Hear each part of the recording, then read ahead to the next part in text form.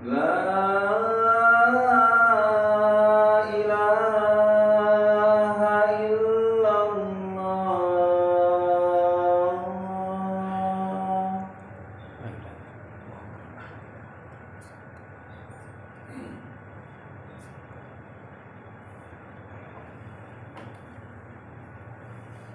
Innal hamdalillah nahmaduhu wa nasta'inuhu wa nastaghfiruhu wa nastahdihi wa na'udzu billahi min shururi anfusina wa min sayyiati a'malina.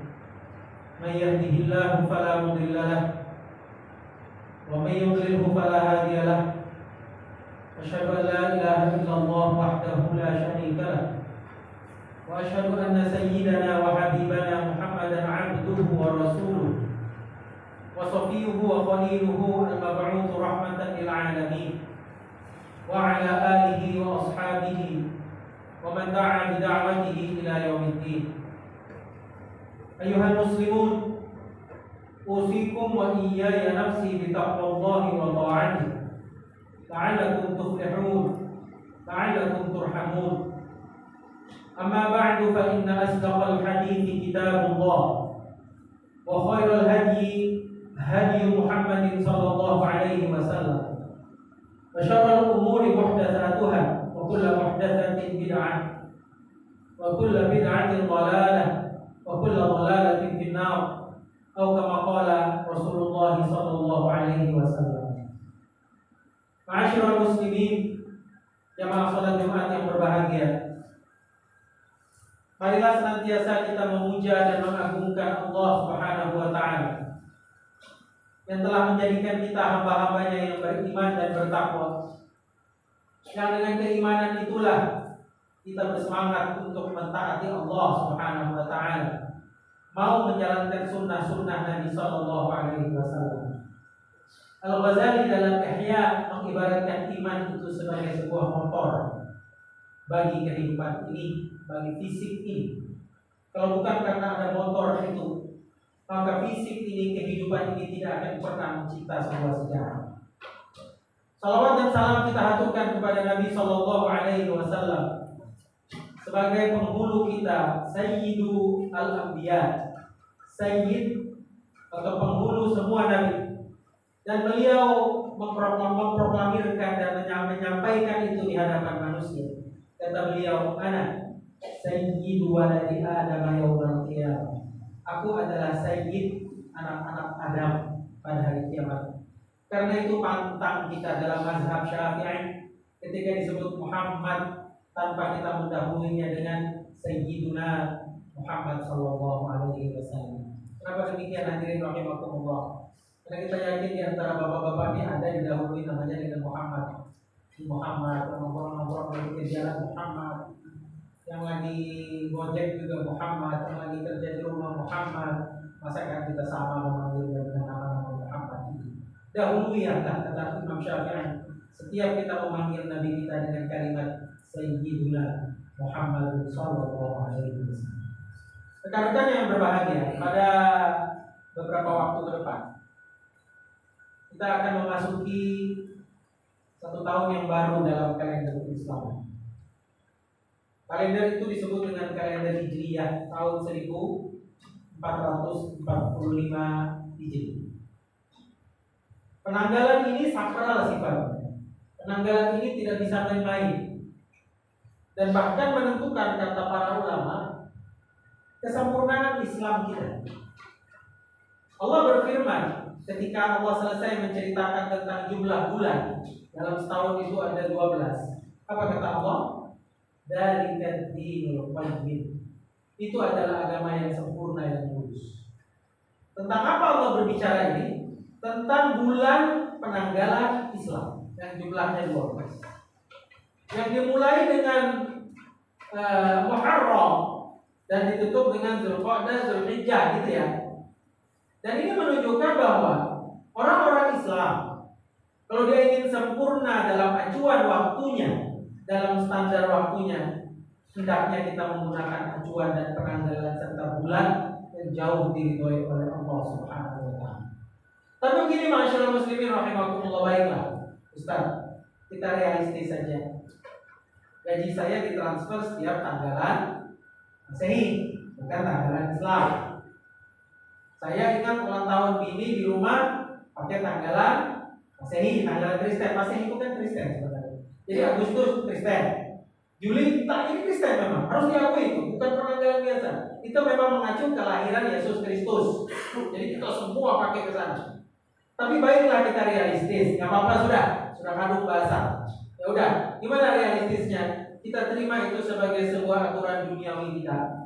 Tapi jangan lupa kita padu padankan dengan penanggalan Hijriah kita. Karena puasa tengah bulan, acuannya penanggalan Islam. Tanggal 13, 14, 15 tahun Islam atau bulan Islam.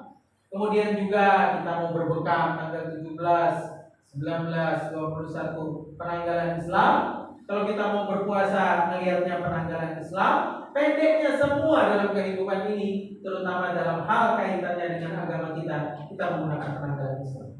Rekan-rekan yang dimuliakan Allah, penanggalan Islam yang kita agungkan ini sebentar lagi akan tiba di hadapan kita, yaitu bulan Muharram tahun 1445 Hijriah, sekitar tanggal 19 Juli.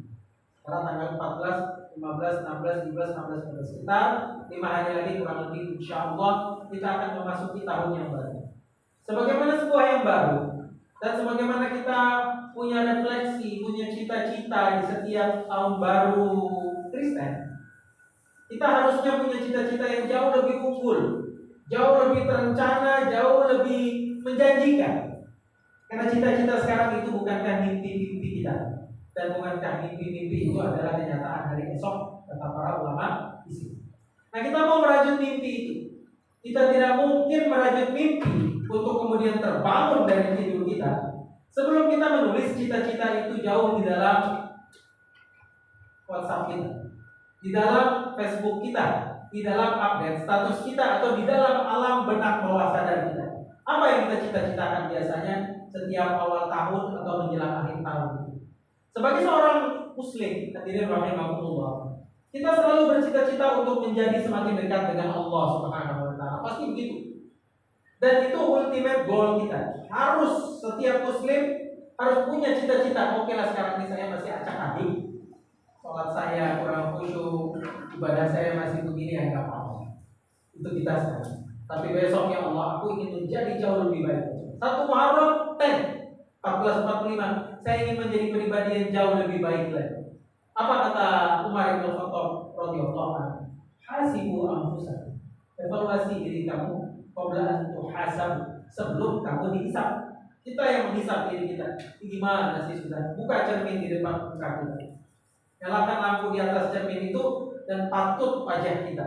Berbicaralah pada diri kita. Sejauh mana diri ini sudah mempersiapkan menghadap Allah Subhanahu wa Ta'ala.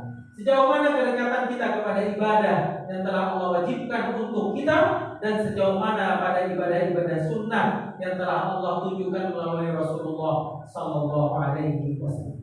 Itu yang pertama, obsesi kita, mimpi kita di tahun baru.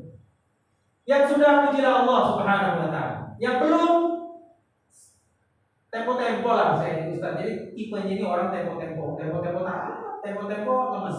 Tapi banyak lemesnya dibanding tempo-tempo taatnya. Baik, kita ingin tempo-tempo itu dikurang. Yang 50-50, katakanlah 60%, 70%, 80%. Allah tahu, hadirin rahimakumullah, bahwa di sela-sela ketaatan kita masih terpuruk. Allah tahu itu.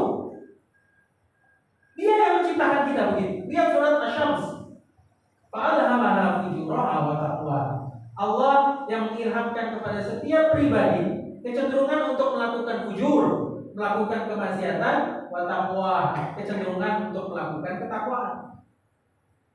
Senanglah kita, mintalah sama Allah supaya kita konsisten dalam keimanan ini, dalam cita-cita yang luhur ini.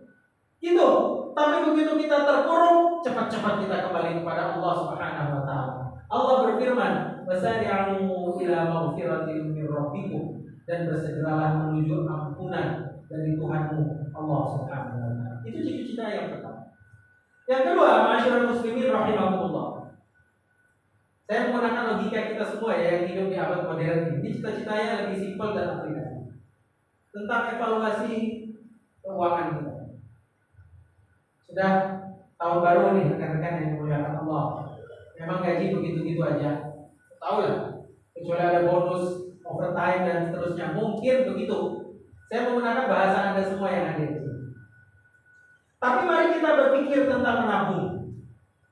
Kita berpikir tentang masa depan dan prioritas dalam keuangan kita. Sudahkah kita mengeluarkan zakat dari penghasilan yang kita dapat? Bukankah Nabi Shallallahu Alaihi Wasallam yang berpesan kepada kita, "Anfiq tunfiq alaih."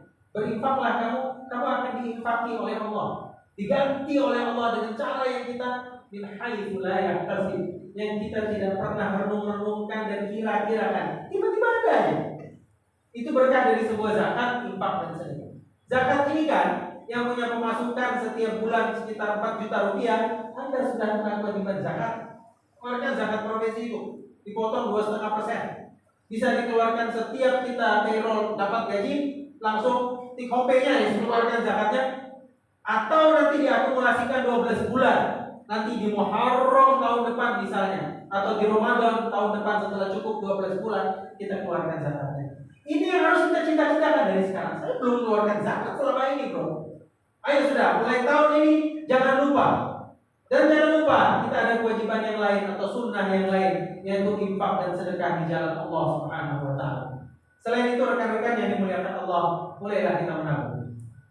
Ajaran menabung itu adalah ajaran Islam, yaitu apa? Iktisad, prioritas dalam mengelola keuangan kita.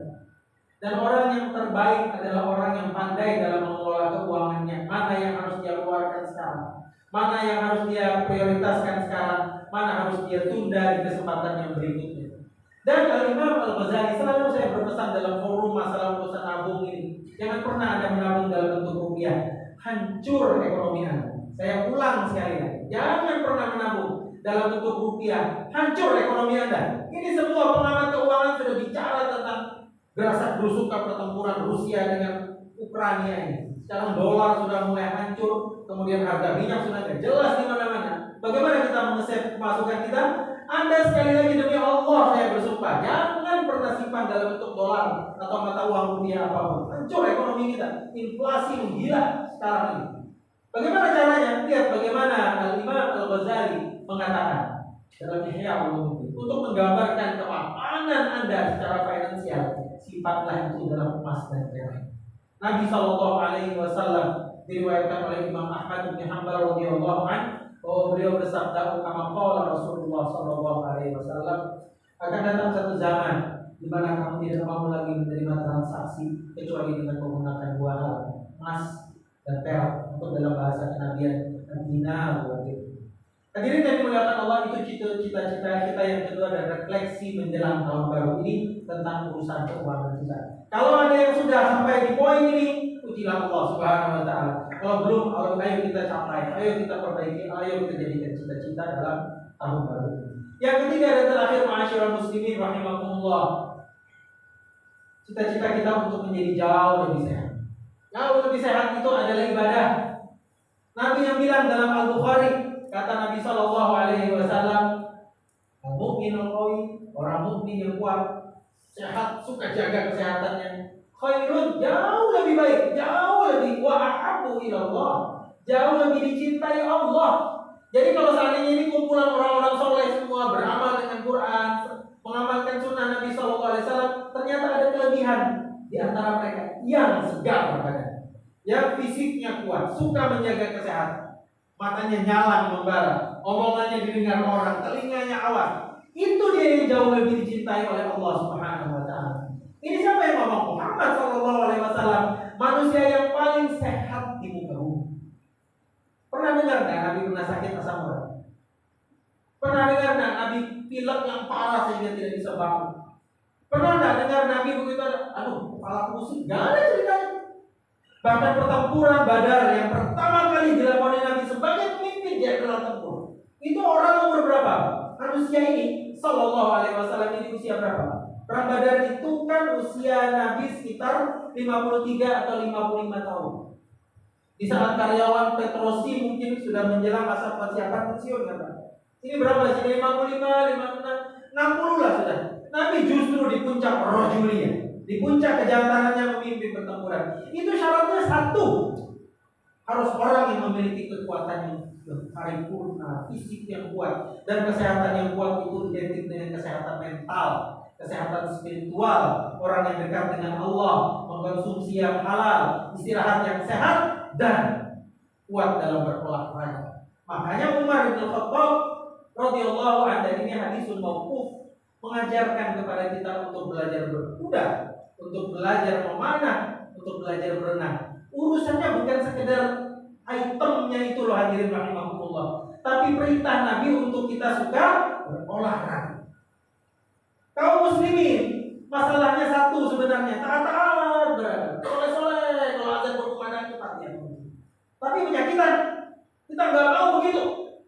Kita menjadi orang yang masuk surga dengan kaki yang menapak masih kuat. Sampai usia 30, terus 40 masih sehat, 50 masih sehat, 60 masih sehat, 70 dan habis itu dipanggil Allah, nggak apa-apa, yang penting sehat. Agama ini hadirin rahimahumullah memerlukan umat yang sehat. Anda percaya? Coba lihat firman Allah. Kata Allah Subhanahu wa taala. Banyak sekali kalimat tentang kesehatan dan kekuatan itu.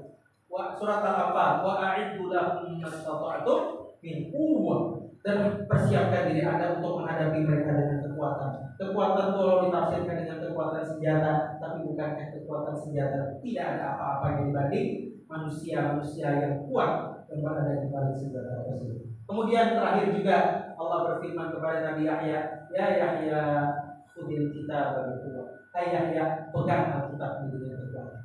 Sekali lagi hadirin rahimahumullah, inilah refleksi kita menjelang akhir tahun, menjelang memasuki Muharram 1445 Hijriah. Mudah-mudahan kita jauh lebih baik lagi dari sebelumnya. Mudah-mudahan kita menjadi semakin dekat dengan Allah Subhanahu wa taala. Barakallahu li wa lakum fil Qur'anil azim. Wa nafa'ani wa iyyakum bima fihi minal ayati wal dzikril hakim. Aqulu qawli hadza wa astaghfirullah li wa lakum wa lisa'il muslimin wal muslimat wal mu'minina wal mu'minat. Wa ya fawzal mustaghfirin wa ya Allahumma salli wa sallim wa rid wa an'im wa tafaddal wa barik bi jalalika wa kamalika ala asyrafil ibadik sayyidina wa maulana Muhammadin wa an kulli sahabati rasulillahi ajma'in. Alhamdulillah.